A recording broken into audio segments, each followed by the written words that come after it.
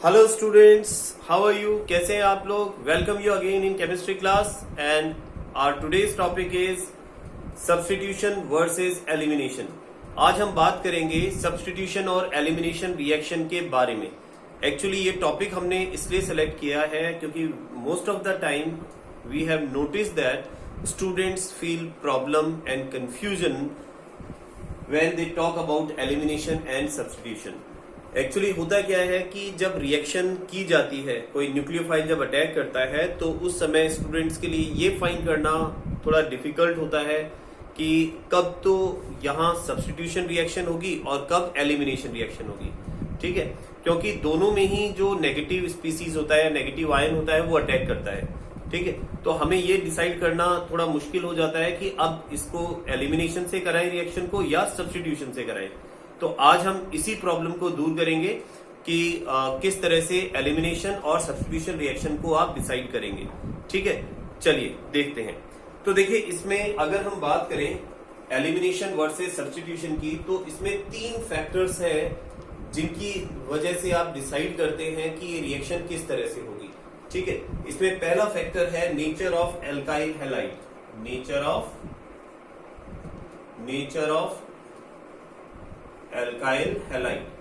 यहां nature of alkyl halide से मेरा कहने का मतलब है कि जो आपके पास एल्काइल हैलाइड है वो 1 डिग्री है, 2 डिग्री है या 3 डिग्री है, उसमें स्टेरिक हिंड्रेंस ज्यादा होगा, कम होगा, कितना होगा।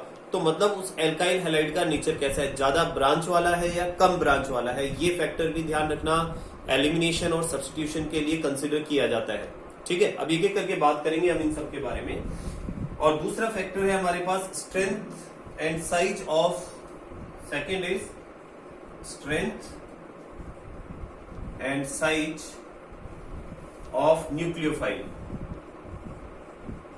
जो न्यूक्लियोफाइल अटैक करने वाला है, ठीक है, उस न्यूक्लियोफाइल का साइज क्या है या उसकी स्ट्रेंथ कितनी है, इस पर भी ये डिपेंड करता है कि रिएक्शन एलिमिनेशन वाली होगी या सब्स्टिट्यूशन वाली होगी। ओके, और तीसरा जो फैक्टर आता है दैट इज रिएक्शन कंडीशन। तो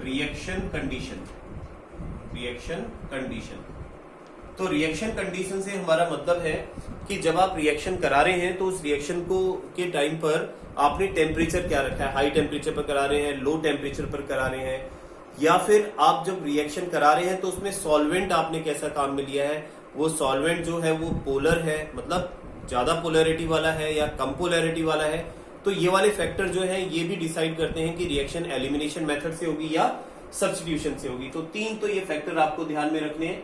ठीक है, जो रिएक्शन को इफेक्ट करते हैं कि रिएक्शन एलिमिनेशन से हो या सब्स्टिट्यूशन से हो। तो इन तीनों फैक्टर को ही हम समझने के लिए कुछ एग्जांपल्स लेते हैं। ठीक है, तो सबसे पहले हम बात करते हैं यहाँ पर, let's talk about first example. और इसमें हम यहां बात करेंगे सबसे पहले कि shape of size of nucleophile. ठीक है, तो हम यहां सबसे पहले बात कर रहे हैं साइज ऑफ न्यूक्लियोफाइल की। न्यूक्लियोफाइल, जो अटैक करने वाला न्यूक्लियोफाइल है, उसका साइज कैसे डिसाइड करेगा कि रिएक्शन जो है वो सब्स्टिट्यूशन मेथड से होगी या एलिमिनेशन से होगी। चलिए देखते हैं। तो अब हम यहाँ क्या कराते हैं कि न्यूक्लियोफाइल की फॉर्म में मैं ले रहा हूं CH3O नेगेटिव। ठीक है, ये आपके पास में एक्चुअली क्या है, ब्यूटॉक्साइड है, ध्यान रखना, इसको टर्शरी ब्यूटॉक्साइड कहते हैं। This is tertiary butoxide ion. Okay, और इसका अटैक मैं कराता हूं यहां पर किसी 2 डिग्री एल्काइल हैलाइड पर। ये आपके पास 2 डिग्री एल्काइल हैलाइड है, एक हाइड्रोजन यहां है, इसका एक यहां है। ठीक है, एक इसका हाइड्रोजन यहां बना दिया और एक मैंने यहां बना दिया। ठीक है, ये 2 डिग्री है और यहां मैंने एक Br को जोड़ दिया। अब जरा गौर से सुनना। देखिए, ये जो हमारे पास न्यूक्लियोफाइल है, साइज की बात करें तो इस न्यूक्लियोफाइल का साइज काफी बड़ा है। ठीक है, और जब ये न्यूक्लियोफाइल उस कार्बन पर अटैक करता है जहां पर हैलोजन है, तो आप देख सकते हैं स्टेरिक हिंड्रेंस आएगा। अगर मैं इस न्यूक्लियोफाइल को यहां अटैक कराता हूं तो ये जो बल्की ग्रुप्स हैं, ये बल्की ग्रुप्स क्या करेंगे, स्टेरिक हिंड्रेंस क्रिएट करेंगे। अब ये स्टेरिक हिंड्रेंस क्या होता है, स्टेरिक हिंड्रेंस है जब कोई अटैकिंग स्पीसीज अटैक कर रहा है तो उसके रास्ते में कितनी रुकावट आएगी। तो यहाँ ये न्यूक्लियोफाइल है। न्यूक्लियोफाइल क्यों है ये तो पता है आपको कि ये जो स्पीसीज है नेगेटिवली चार्ज है, और नेगेटिवली चार्ज स्पीसीज जब इस कार्बन पर अटैक करेगी तो कार्बन पर अटैक करते समय ये जो बल्की ग्रुप्स हैं ये क्या करेंगे, स्टेरिक हिंड्रेंस क्रिएट करेंगे, और स्टेरिक हिंड्रेंस की वजह से रिएक्शन में प्रॉब्लम आ रही है। दैट मीन्स ये न्यूक्लियोफिलिक सब्स्टिट्यूशन रिएक्शन नहीं हो पाएगी, तो इसको कोई दूसरा रास्ता यूज में लेना पड़ेगा। अब दूसरा रास्ता क्या है समझना गौर से। ऐसे केस में ये जो न्यूक्लियोफाइल है, अब ये न्यूक्लियोफाइल की तरह बिहेव नहीं करके एक बेस की तरह बिहेव करने लगता है। और बेस हम किसे कहते हैं, ध्यान रखना, जो H+ आयन को गेन करता है, जो H+ आयन को गेन करने की टेंडेंसी रखता है वो बेस की तरह बिहेव करता है। तो ये H को गेन कर सकता है। आप देखिए यहाँ नेगेटिव चार्ज है, H+ आयन अगर लेता है ये, तो यहाँ पर पॉजिटिव H+ आयन कंबाइन हो जाएगा, इसको अल्कोहल में कन्वर्ट कर देगा। तो ये लेगा कहां से, इस कंपाउंड से। तो इसका मतलब ये 2 डिग्री एल्काइल हैलाइड जो है, देखो ये अल्फा कार्बन है और ये बीटा कार्बन है, ठीक है। तो इसका बीटा जो कार्बन है, ध्यान रखना, उसका बेसिक नेचर एसिडिक नेचर है, क्योंकि ये हाइड्रोजन को रिलीज कर सकता है। ये क्या करता है एक्चुअली, इसके जो ये इलेक्ट्रॉन्स हैं, इस बॉन्ड के जो इलेक्ट्रॉन्स हैं वो अगर यहाँ पर बॉन्डिंग करते हैं तो यहाँ पर ये Br और कार्बन के बीच के जो बॉन्ड है वो Br के पास में चले जाते हैं इलेक्ट्रॉन्स। तो यहाँ से ये H जो है वो रिलीज हो सकता है, ये जो H है ये H+ की फॉर्म में रिलीज हो जाएगा, और जब ये H रिलीज होगा तो इस ऑक्सीजन को मिलेगा। तो यहाँ पर ये तो किस में कन्वर्ट हो जाएगा, देखो एल्कोहल में। तो ये तो एल्कोहल में कन्वर्ट हो गया है, CH3 C CH3 CH3 and OH, और बाकी इसका क्या हुआ देखो। तो यहाँ पर हमने इस हाइड्रोजन को यहाँ से रिलीज कर दिया है, ठीक है। तो हमारे पास ऊपर कार्बन के साथ 2 हाइड्रोजन है, देन कार्बन, ये Br रिलीज हो गया है, तो यहाँ एक डबल बॉन्ड की फॉर्मेशन हो जाएगी। तो यहाँ एक डबल बॉन्ड की फॉर्मेशन हो गई है, देन CH, और नीचे आपके पास CH3 है। तो ये आपके पास क्या बन गया है, प्रोपीन बन गया है। दिस इज प्रोपीन, ठीक है। और this is tertiary butyl alcohol, tertiary butyl alcohol बन गया है। तो अब हमें जो ध्यान देनी है, जो जिस बात पर हमको ध्यान देना है वो ये है कि अब ये रिएक्शन एलिमिनेशन से हुई है या फिर सब्स्टिट्यूशन से हुई है। एक चीज और कि यहाँ पर Br- जो है वो रिलीज हो जाएगा, Br नेगेटिव यहाँ रिलीज हो गया है, ठीक है। तो ये जो रिएक्शन हुई है ये कौन से मेथड से हुई है समझना इसे, कि यहाँ पर जो आपके पास एल्काइल हैलाइड है उसमें से एक हाइड्रोजन और एक हेलोजन का रिमूवल हुआ है और यहाँ डबल बॉन्ड आ गया है, और इस तरह की रिएक्शन को आपने क्या पढ़ा है, इस तरह की रिएक्शन को आप एलिमिनेशन रिएक्शन कहते हैं। तो ये जो रिएक्शन जिस मेथड से हुई है वो है elimination, this is elimination method, elimination method से रिएक्शन हो गई है। अब एक और अपन एग्जांपल लेते हैं इसका, ठीक है, यहीं लिख रहा हूं मैं। अब अगर मान लीजिए मैं मान लेता हूं कि OH- नेगेटिव ये अटैक करता है वापस से उसी पर CH3 CH Br and CH3। तो अब आप यहां पर देखो इसका जो साइज है, इसका साइज तो बड़ा था, ठीक है ना, बिगर साइज है, इसका तो बिगर साइज था, लेकिन इसका साइज क्या है, स्मॉलर साइज है, दिस इज स्मॉलर साइज। अब क्योंकि इसका साइज छोटा है तो इसका मतलब जब ये अटैक करेगा तो इसको प्रॉब्लम कम होगी, तो यहां पर ये क्या करेगा, इजिली इस पर अटैक कर सकता है, और जब इस पर अटैक करेगा तो यहाँ हेलोजन का सब्स्टिट्यूशन कर सकता है। तो यहाँ प्रोडक्ट क्या बनना चाहिए हमारे पास, OH तो यहाँ कंबाइन हो गया है, then CH CH3 and CH3, ठीक है, एंड Br जो है वो रिलीज हो जाएगा यहाँ पर। तो अब हमारे पास प्रोडक्ट क्या बना, this is propane two all, propane two all की फॉर्मेशन हो गई। तो यहाँ पर OH कंबाइन हुआ है, Br को रिलीज कर दिया, दैट मीन सब्स्टिट्यूट कर दिया। तो ये कौन सी रिएक्शन है, ये सब्स्टिट्यूशन रिएक्शन है, सब्स्टिट्यूशन रिएक्शन। तो ये सब्स्टिट्यूशन रिएक्शन से हुआ। तो अब आपको पता चल गया कि इन दोनों केसेस में, यानी जब हम पहला फैक्टर की बात कर रहा हूं मैं, पहला फैक्टर ये है कि जब कोई न्यूक्लियोफाइल अटैक करता है तो उस न्यूक्लियोफाइल का जो साइज है, न्यूक्लियोफाइल का जो साइज है वो डिसाइड करेगा कि रिएक्शन एलिमिनेशन से होगी या सब्स्टिट्यूशन से होगी। अगर न्यूक्लियोफाइल का साइज बड़ा है, ध्यान रखना, जैसे हमने इस ब्यूटॉक्साइड को लिया है तो ये बेस की तरह बिहेव करता है, ठीक है, और जब ये बेस की तरह बिहेव करता है तो एल्काइल हैलाइड में से हाइड्रोजन का एलिमिनेशन होता है, और हाइड्रोजन का एलिमिनेशन साथ में Br का भी एलिमिनेशन होता है। तो उस कंडीशन में यहाँ पर आपके पास प्रोपीन या एल्कीन की फॉर्मेशन होती है, एलिमिनेशन मेथड से हो रहा है। और अगर न्यूक्लियोफाइल का साइज छोटा है, न्यूक्लियोफाइल का साइज छोटा है तो उस कंडीशन में यहां पर न्यूक्लियोफाइल Br को सब्स्टिट्यूट कर देता है और रिएक्शन कौन से मैकेनिज्म से होती है, सब्स्टिट्यूशन से होती है। तो यहां पर ये पता चल गया कि जो साइज है वो किस तरह से अफेक्ट करेगा कि रिएक्शन एलिमिनेशन मेथड से होगी या सब्स्टिट्यूशन मेथड से होगी। इसके बाद हम देखते हैं दूसरा मेथड, ठीक है। चलिए अब बात करते हैं हम सेकंड फैक्टर की। तो सेकंड फैक्टर हमारे पास है that is strength of nucleophile और बेस, ठीक है। फर्स्ट में तो हमने बात की साइज के बारे में, अब हम बात कर रहे हैं कि हमारे पास जो न्यूक्लियोफाइल या बेस है जब वो अटैक कर रहा है तो उसकी स्ट्रेंथ कितनी है। ये फैक्टर भी डिसाइड करता है कि रिएक्शन एलिमिनेशन मेथड से होगी या सब्स्टिट्यूशन मेथड से होगी। इसको समझने के लिए आप यूं समझे मोटे तौर पर कि देखिए इफ बेस इज स्ट्रॉन्ग, अगर हमारे पास बेस स्ट्रॉन्ग है, ठीक है। स्ट्रॉन्ग बेस से मेरा कहने का मतलब है जैसे मैं यहां ले रहा हूं CH3CH2O नेगेटिव, इस तरह से कोई बेस है आपके पास, तो वो स्ट्रॉन्ग है क्योंकि ये अनस्टेबल होता है तो वापस H प्लस को गेन करने की कोशिश करता है। ये एथॉक्साइड है, ध्यान रखना, एथॉक्साइड अनस्टेबल है या लेस स्टेबल है तो वापस H प्लस को गेन करता है। तो H प्लस को गेन करने वाला कौन हुआ, बेसिक। तो इसका मतलब ये स्ट्रॉन्ग बेस की तरह बिहेव कर रहा है। इफ बेस इज स्ट्रॉन्ग तो उस केस में जो रिएक्शन है, ध्यान रखना, वो H प्लस को रिमूवल करेगा, H प्लस को गेन करने की कोशिश करेगा और एलिमिनेशन रिएक्शन करेगा। तो यहां पर एलिमिनेशन रिएक्शन होगी। और अगर आपके पास बेस वीक है, इफ बेस इज वीक, और अगर मान लीजिए बेस वीक हुआ, अब वीक बेस में हम क्या ले सकते हैं, देखो CH3COO नेगेटिव, ये एसिटेट आयन है। अब इसको हमने वीक बेस क्यों कहा है, क्योंकि एसिटेट आयन जो होता है वो H प्लस को रिलीज करके स्टेबल हो जाता है। इसमें दोबारा H प्लस गेन करने की टेंडेंसी बहुत कम होती है, लेने की ज्यादा है। तो ध्यान रखना, जिसमें H प्लस लेने की टेंडेंसी नहीं है इसका मतलब उसका बेसिक नेचर कम है, वो वीक बेस है। तो उस कंडीशन में किस तरह की रिएक्शन करेगा, ये रिएक्शन करेगा सब्स्टिट्यूशन रिएक्शन,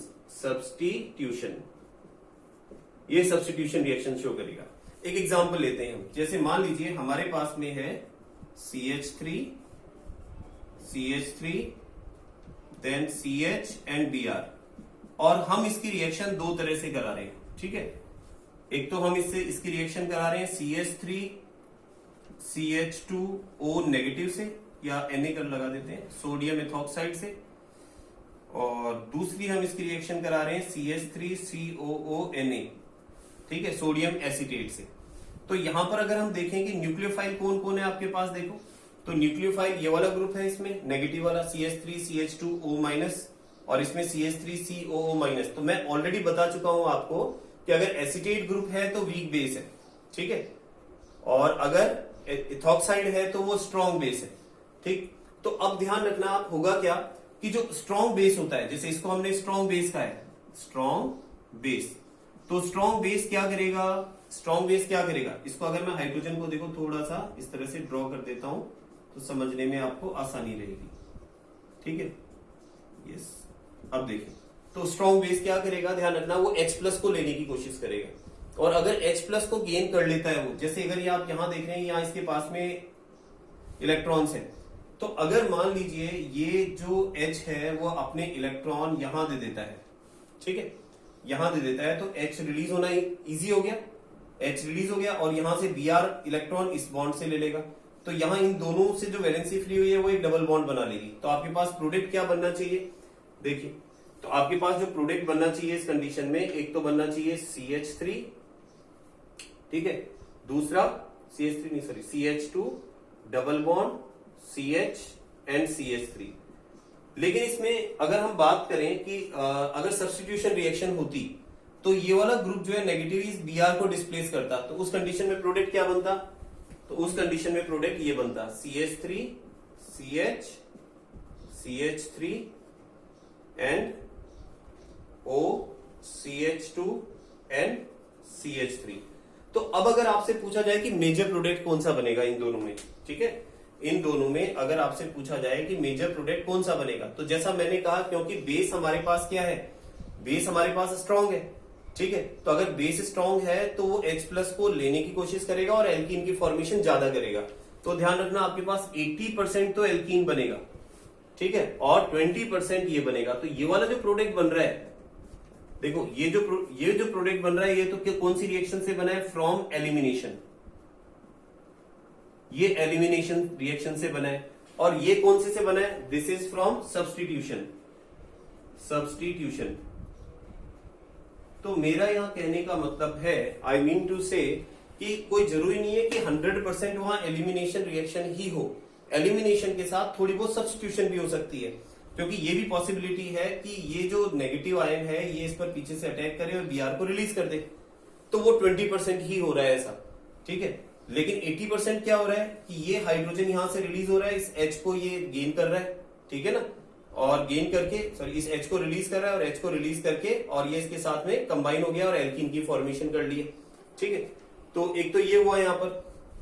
साथ में ध्यान रखना इसमें अगर अपन ये मान रहे हैं कि एलिमिनेशन हो रहा है तो इसमें NaBr भी रिलीज होता है, तो यहाँ अपन NaBr को भी लिख सकते हैं, NaBr ये भी रिलीज हो जाता है। अच्छा, अब दूसरा देखें तो यहां पर हम इसकी अगर बात करते हैं एसीटेट आयन की, तो ये एसीटेट आयन को मैंने क्या बोला? वीक बेस, ठीक है। तो ये वीक बेस है, और जो वीक बेस है ध्यान रखना वो सब्स्टिट्यूशन रिएक्शन ज्यादा करता है, सब्स्टिट्यूशन रिएक्शन को ज्यादा करेगा, क्योंकि H+ तो गेन कर नहीं सकता। तो इसका मतलब ये वाला जो प्रोसेस हो रहा था यहाँ पर कि ये H यहाँ पर अपने इलेक्ट्रॉन दे रहा था, H+ की फॉर्म में रिलीज हो रहा था, ये प्रोसेस नहीं हो रहा है, ठीक है। और इसमें कौन सा प्रोसेस हो रहा है कि ये जब इस पर अटैक करता है एज ए न्यूक्लियोफाइल की तरह, तो Br को यहां से डिस्प्लेस कर देता है, Br को यहां से हटा देता है और खुद उसकी जगह जाकर के कंबाइन हो जाता है। तो आपके पास जो प्रोडक्ट बनता है वो क्या प्रोडक्ट बनेगा? देखिए, तो यहां प्रोडक्ट बनेगा आपके पास CH3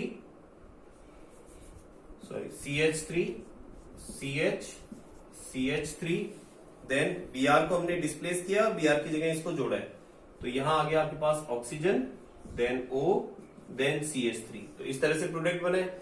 और दूसरा प्लस, और अगर हम ये मानते हैं कि थोड़ी बहुत भी इसमें अगर एलिमिनेशन रिएक्शन होती है, तो एलिमिनेशन के केस के अंदर इसमें क्या होगा? देखो, वापस वही कि यहां से हाइड्रोजन इधर आ जाए, H निकल जाए और डबल बॉन्ड की फॉर्मेशन हो जाए, एल्कीन बन जाए।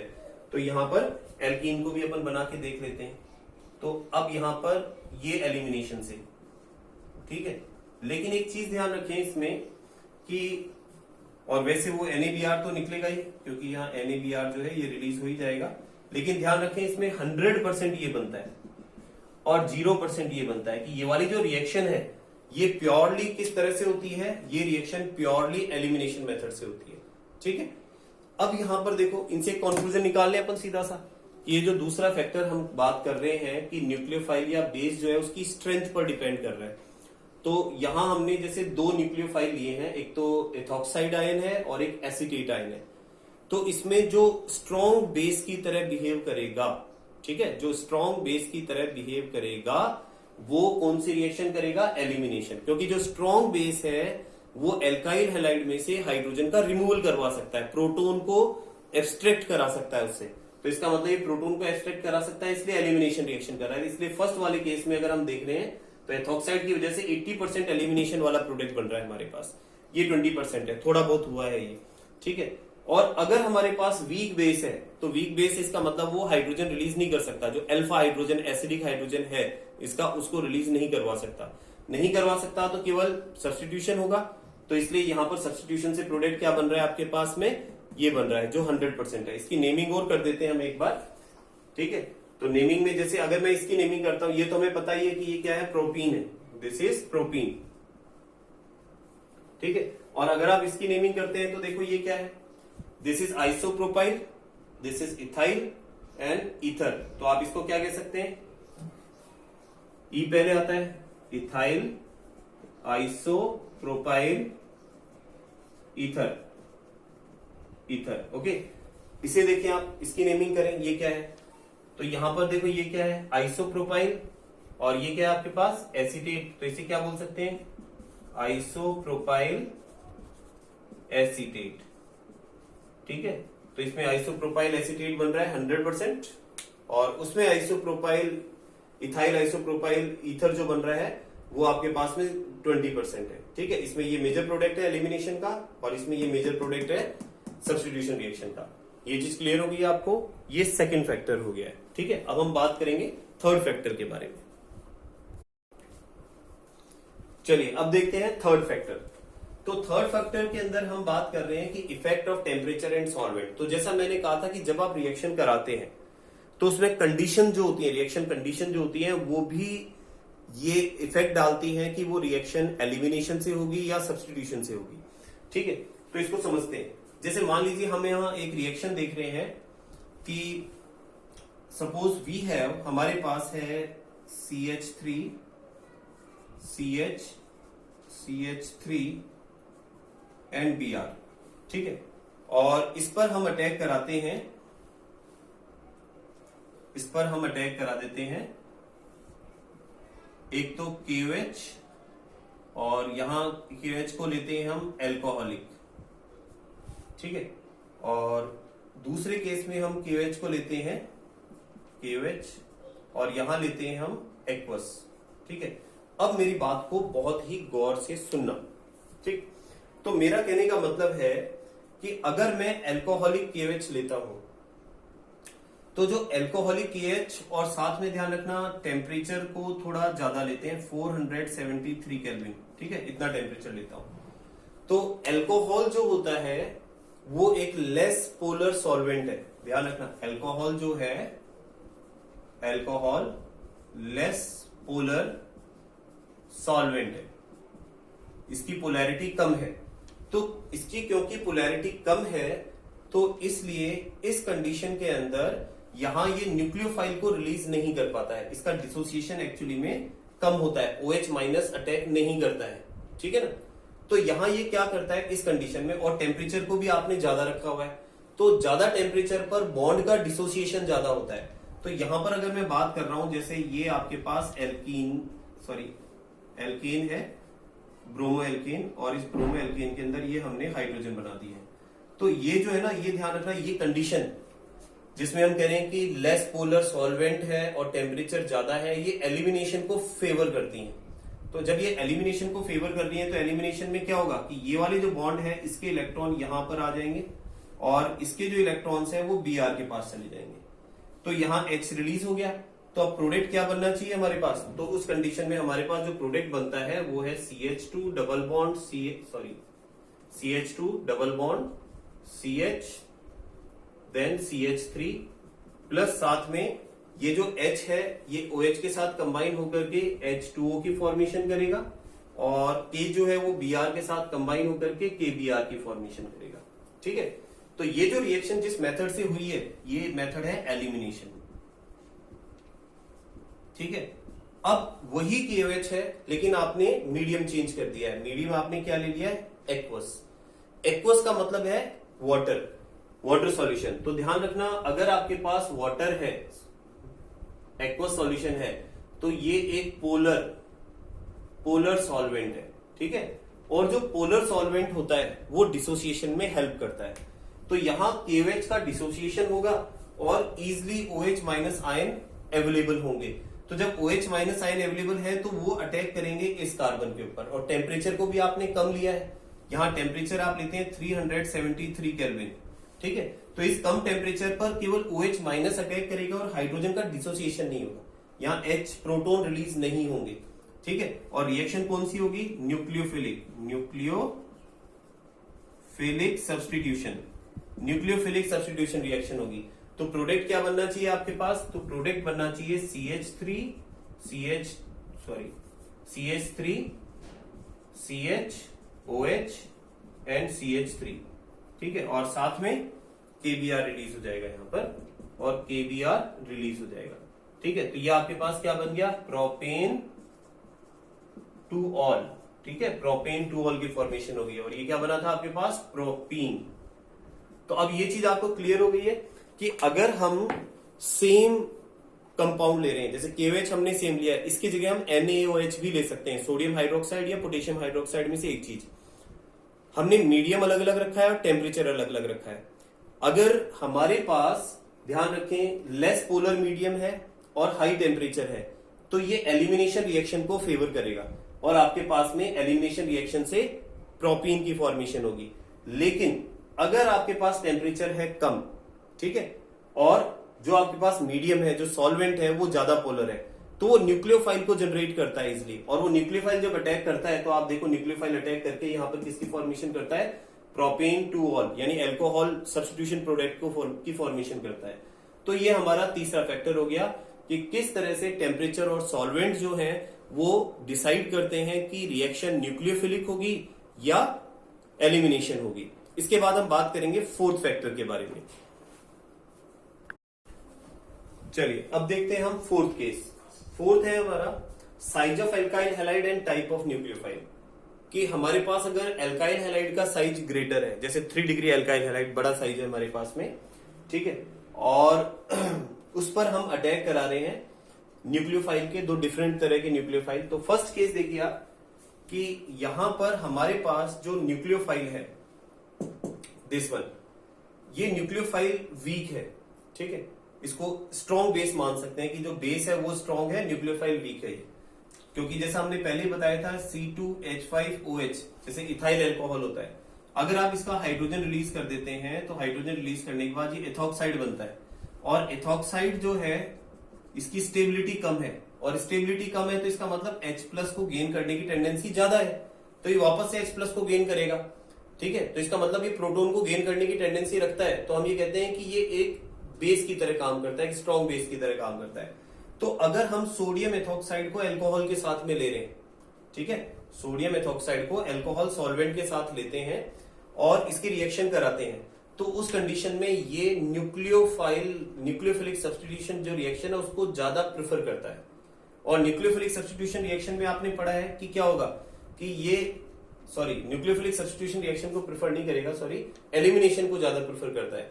तो एलिमिनेशन में क्या होगा कि ये हाइड्रोजन को गेन करने की कोशिश करेगा, C2H5O- जो है H+ या प्रोटॉन को गेन करेगा, और गेन कहां से करेगा, इन CH3 में से किसी भी एक कार्बन से हाइड्रोजन को लेगा। तो जहां से हाइड्रोजन लेगा वहां पर किसकी फॉर्मेशन हो जाएगी, डबल बॉन्ड की। जैसे एक को मैं ड्रॉ कर देता हूं कि मैंने हाइड्रोजन इस तरह से शो कर दिए, तो अगर ये हाइड्रोजन मान लीजिए इसके इलेक्ट्रॉन जो है वो इधर डबल बॉन्ड बनाते हैं, तो Br इलेक्ट्रॉन लेकर के बाहर निकल जाएगा, तो यहां पर डबल बॉन्ड की फॉर्मेशन हो जाएगी, ठीक है। या आप नीचे वाला लेते हैं, वहां मैंने नीचे वाले में डबल बॉन्ड की फॉर्मेशन की, ऊपर भी किए जा सकती है वहां पर, तो वहां वो एलिमिनेशन प्रोडक्ट बन रहा है। लेकिन थोड़ा बहुत यहाँ पर वो रिएक्शन भी होती है जो हमने कही है कि इसमें भी न्यूक्लियोफाइल तो है ही, चाहे उसकी टेंडेंसी कम है, लेकिन अगर ये वाला आयन जो है ये अगर न्यूक्लियोफाइल की तरह बिहेव करता है तो ये इस पर अटैक करेगा और Br को सब्स्टिट्यूट कर देगा, Br निकल जाएगा, यहाँ पर ये जुड़ जाएगा, तो फिर क्या प्रोडक्ट बनेगा, ये, ठीक है, ये सब्स्टिट्यूशन प्रोडक्ट है, वो एलिमिनेशन का प्रोडक्ट है, ठीक है। तो ये 3% ही बन रहा है, वो 97, तो इसका मतलब एलिमिनेशन ज्यादा हो रहा है, यानी इसका बेसिक इफेक्ट ज्यादा है, यहां पर ध्यान रखना, इसी वजह से एलिमिनेशन रिएक्शन ज्यादा शो कर रहा है, ठीक है। इस प्रोडक्ट का नाम क्या है, देखो ये आपके पास क्या है, टर्शरी ब्यूटाइल